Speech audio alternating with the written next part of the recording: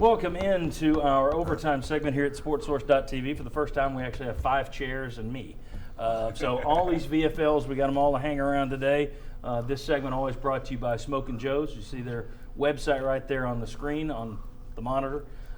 They do a terrific job. If you're like me and you enjoy a cigar every now and then, not a lot, but enjoy one every now and then, I get down to Smokin' Joe's to get mine because their selection's good, their prices are great. And I like Mike Hicks and his family. They do a terrific job. Smokin' Joe's and SmokinJoesTobacco.com to learn more about them, to learn more about these guys. I'll just start introductions. Down there, we got Kyler Kerbyson, who I think bristles at some of the stuff we say on this show. Kyler Kerbyson, VFL offensive lineman, who of course played on last year's team. We have Shazan Bradley, former VFL defensive lineman, sitting next to him. Another VFL defensive lineman, Will Overstreet. Another VFL defensive lineman, Daniel Hood, right there. And we finally got the quarterback here who thinks he knows it all. VFL Sterling Hinton is with us. And for those of you, I don't know if we're going to need it today. We'll see when I ask these questions. But we do have nicknames in this special segment for a couple of our guys. And there they are, Willie Raincloud and Sunshine Sterling.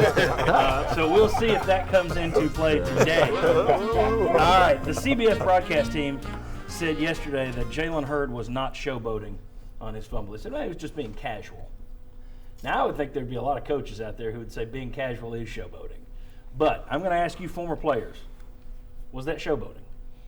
If I didn't know him, I would say it was closer to showboating than being casual, but Jaylen Herd's not a showboating or a casual type guy.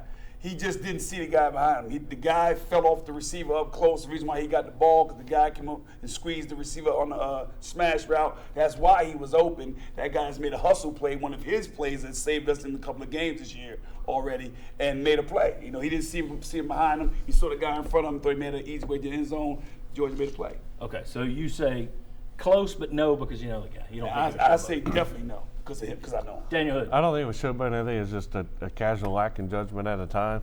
You know, he's focusing over here, but he wasn't trusting his coach. And you're taught to run 2 yards into the end zone. He just didn't do it. Same thing for a defensive lineman. If we take the wrong step or something like that, we just didn't trust our coaching. Will, you ever get out there on a pass rush and say, I'm going to be casual on this one? No, but I mean, I could. Is it showboating or not? It's more about your mindset, really, truly. If you show up really understanding there, what was his mindset going in? Was it to look good and be like, take the pictures of me, ladies, right now? or you know, was it just kind of relaxed of, man, this was easy, I got it. I don't know. Sometimes you react to things in a game, and even afterwards, you're kind of like, man, why did I do that? What was I thinking there at times? And that does happen. So it's hard to say, but it was closer. It was if I don't know him. It was, you're trying to look good for the ladies about to show and do the slow walk in, you know. I mean, he was kind of giving a look to the guy that wasn't going to get to him. Yeah, I mean, he was kind of, you're not going to reach me, and he got on in there. Not his style play. All right, Shazam, is it showboating? He didn't do what he was coached to do. You're coached to start the play with everything you got, finish with everything you got, and he didn't. And you know, they always say, hey, the play that you don't give 110% is a play that something happens to you. And it's definitely true. I don't know if he's okay. I don't know that they benched him. We don't know. Yeah, well, Coach Jones said afterwards he did have a lower extremity injury. They didn't elaborate. He was standing over on the sideline. The reporter said they didn't see anybody giving him any attention.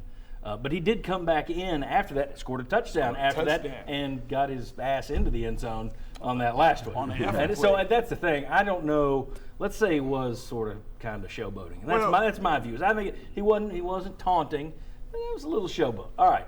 I don't think Butch Jones has got to spend a lot of time getting on him on this one. He seems like the type of player that will beat himself up over it and won't need anybody drubbing that one home. Yeah. That's my guess. Yeah, no, he's going to care about that one a lot. That's definitely going to be in him for a while. And, I mean, you saw the red face from Coach Jones right after that play happened. I mean, Jaylen is not one of those guys who, you know, no one yells at him because he's an all-star or anything like that. When he was a freshman, he was getting all the reps during practice. That's just how it went. You were starting running back, he got all the reps. I mean, coaches were all over him. So he's not one of those guys to say, I'm better than everybody else, I'm going to showboat. And that's what Sterl was getting to, saying he knows the guy. So I wouldn't say it's showboating, especially because of what you've seen this season. of guys dropping the ball before they get to the end zone. Yeah. I'm not saying it was a terrible on them, showboat. and not even somebody hitting them. They just drop it. So based off of that grade, I would say 1 out of 10, he's a 1, while the 10 is those guys dropping those balls right before the end zone. But he's a 1, not a 0. All right. I think Coach Jones would say he was a 1 or a 2 or a 3. I don't think he was. I think he said you were showboating to him a little bit. If I recall correctly, the camera picked up with Butch gnawing on Robert Gillespie too, the position coach. He went straight to the running back coach and then started down the sideline toward Jaylen Herd. I don't think he's coached to do that. I think you nailed it. You're not coached to do that. I don't think he'll have to take too much of a beating over that. He'll learn from that one. Whether he was showboating or just being casual, whatever, I think he'll get into the end zone the next time. There are comparisons being made between this team and the 98 team, the national championship team. We talked about it before the season. Roster-wise, it's hard to say right now that this team has that type of 1998 talent. That team was just there were like 30 guys that wound up in the NFL off one team. It was an insane amount of pro potential and pro prospects there. This team may wind up to have that, all right? But that team was also viewed as a team of destiny. You know, you got a 4th down interference call on the road. You don't normally get that. You had the Clint Sterner thing, which you never see that. All right, this team has a Hail Mary. It's got some comebacks under its belt. Do you believe in this team of destiny stuff? Is there any truth to that at all? I buy it, and I don't know what it is, but it seems like there's always a team one year that just there's something that always goes their way, and I think right now it's really our year. You know, last year we couldn't help ourselves find a way to win. This year we can't help ourselves find a way to lose, and it's just, you know, the ones that just come to mind right after New Orleans had the big flood, they go out and win the Super Bowl that year. Alabama had the tornado. That team that year was incredibly lucky and went out there and just dominated. Patriots after 9/11. Patriots after the a lot of their the Spygate and all that went out. No, they lost 18. Well, I know, but they went. Thanks, Daniel. 18-0. But it just seems like there's always that one team that, for whatever reason, you know, they've done the right thing karma-wise, and they just find a way to win. Okay, we have a believer in destiny. Anyone else? I mean, it definitely takes a team of destiny. I mean, you have to have luck to win a national championship. Absolutely. You're not going to do it without that part of the game where you shouldn't have won and you win. The problem is this team's putting themselves in that situation over and over again. That's the problem. I mean, a lot of times you see a team of destiny, it's, man, they go down and they take care of business on 80-90% of the games, and then they run into 1 or 2 games they should have lost, and the destiny takes over.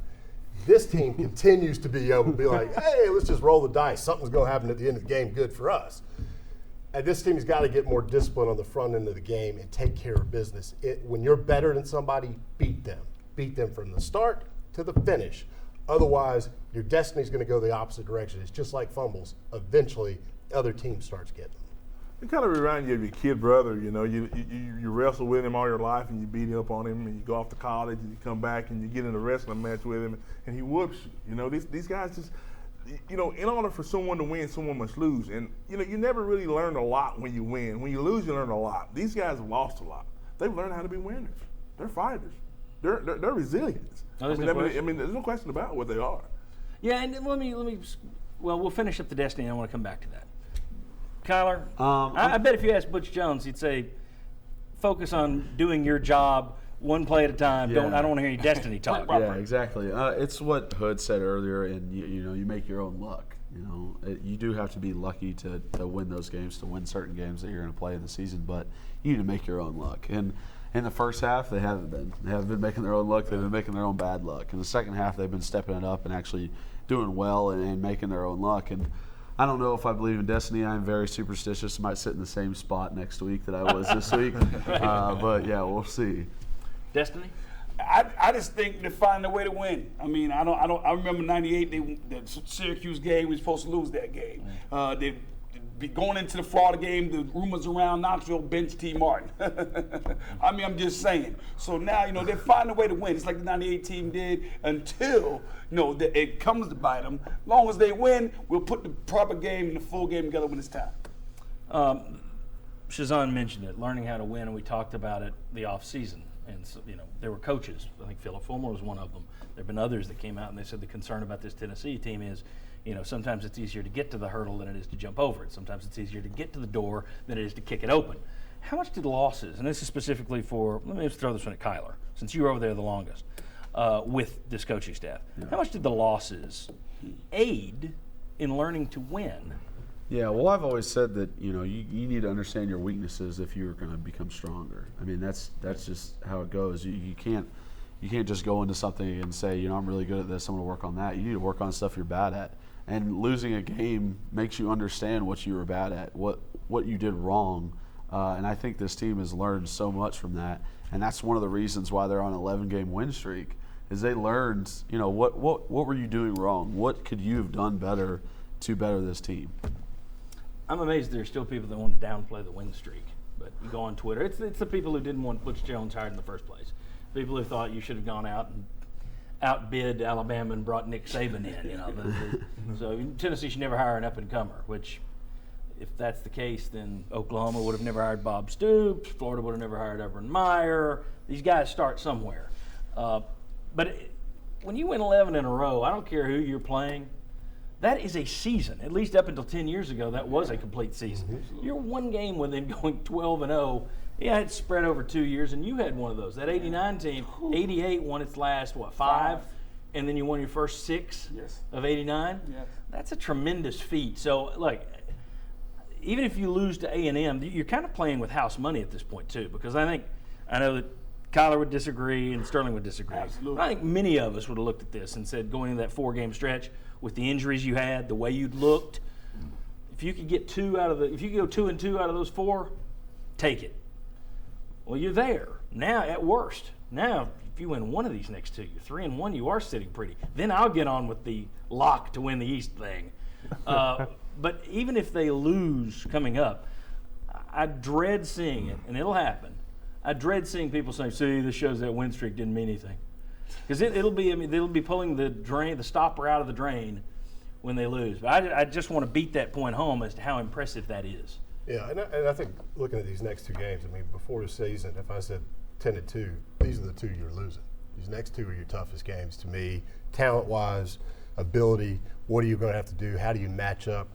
So, taking anything away from what this team's done, when you look at these next 2, how it's going to go, they take one of these, it's big. It is huge because, these next 2 are every bit as talented as you, and maybe more talented than you in a lot of areas. So, to win these, you're not going to be the guy that should win. You're going to be the guy. You're going to be taken from an underdog position. And here's the thing: if you were told before the season that you're going to go 2-2 in these 4, and you got to pick which 2, you won the 2 that you needed to win. You've got yourself a lead in the East. So and I'm going to let Kyler finish because he's thinking they're going to win all 4 and they're going to round. Every time I say that, do you think that's an insult when I say that this team's going to lose at some point? I wouldn't take it as an insult, but as a former player, that rubs you wrong, doesn't it? Yeah, well, if you had said it last year, I would have taken it as an insult because I was on the team. But I'm not anymore, so it's a little different. But like we said after the Ohio game, we talked about it and said, do we have a chance of going 0-4 or 4-0? And me and Sterl, 4-0 all the way. Absolutely. And everybody else 0-4 all the way. So I think me and Sterl on the right path I'm on the right track. And I personally, John P., I love you as a brother, but I do take it as an insult because that's what bothers me. It's an absolute insult because we are here in Tennessee and we are ball fans, and I'm a player. You can't give me a loss unless I take one. I love it, and that's what you do. And I got a little more passion to the player side. I will always err to that side. But this is the deal. We've won 5 games without putting a complete game together. What if we put a complete game together now? Yeah. See, here's what bothers me is we give a realistic view, all right, on this show. Now, last week, we let everybody play footsie, and everybody was happy, and we had champagne, and there wasn't a negative word said. We ignored the flaws that almost bit your ass, except for Hail Mary yesterday. It's not horseshoes, it's football. Almost beat you with a Hail Mary. Horseshoes almost. But my problem, we've let you talk. Now let me talk, Donald Trump. Don't interrupt this time. The thing that bothers me is I could say 99 positive things, but if you dare say, well, we know this team's probably going to lose at some point, that's somehow negative. I will tell you, Alabama's probably going to lose. There's usually one team a year, if that goes undefeated. That is not an insult. Let's go to the wide shot here. That is not an insult. I feel like I'm preaching when you go to the tight shot. That is not an insult to a team to be realistic and say they're probably going to. And the other thing is, and what I don't think, and look at him, he's mad. The players don't get the fact that when you say they're going 14-0, 15-0, fans hear that, and that makes them doubly mad when you do lose a game because they buy that. So I think I'm being more realistic, and I'm helping the program more than you are. Everybody But that's has okay. an opinion. But when if they go 15-0, you know who's having a big party on the show and who's congratulating you too? And I'm DJ. I am. Yeah. And here's the thing: if Tennessee loses a game, I'm sure you guys will come in and say, "Wow, John, you were right. You called it." Yeah, right. Yeah, right. 5-0, impressive. 11 straight, incredible. Absolutely. This coaching staff has done what they were hired to do. There were people that debated, well, they haven't turned it around yet. Yeah, they have. It's turned around now. Whether that means national championship or not, there are a lot of teams aren't going to win a national championship this year, but you can forget all the other stuff. They've recruited well. They're beating your rivals. They're winning games against ranked foes. They're snapping streaks. You've put it in front of them. They've done it, and they've improved year after year after year, and they deserve a lot of credit for it. And the last thing I think I say is that even going into, I think the A&M game, I mean, as good as A&M is, I still think we're the better football team. Now, we may not win the game because, again, we're traveling. Now you're being negative. I mean, we're traveling 1,000 miles. We're playing in a tough environment. You know, we may not beat the circumstances, but I think when you go top to bottom and compare position by position, we're better than A&M. When we play Alabama, I think that it's going to be a 50-50 matchup there. And so I think, to your point of turning the program around, it's turned around, and that's where we want to be. Yeah, I don't think that you're going to Texas A&M and you're going to get a loss hung on you. I think you can win that game. You know, and just because I've sided with Chuck, it doesn't mean that just means I didn't side with the guy who never gets it right. Hey. Oh, I did. Sacrifice for the team. All right, very good. Thanks to Sterling Hinton, Daniel Hood, Will Overstreet, Shazan Bradley, Kyler Curbison for not kicking our asses. We appreciate all these guys. We appreciate you for joining us. We will see you next Sunday at 11 on WATE. We'll see you Thursday at 7 on Fox 43. See you then.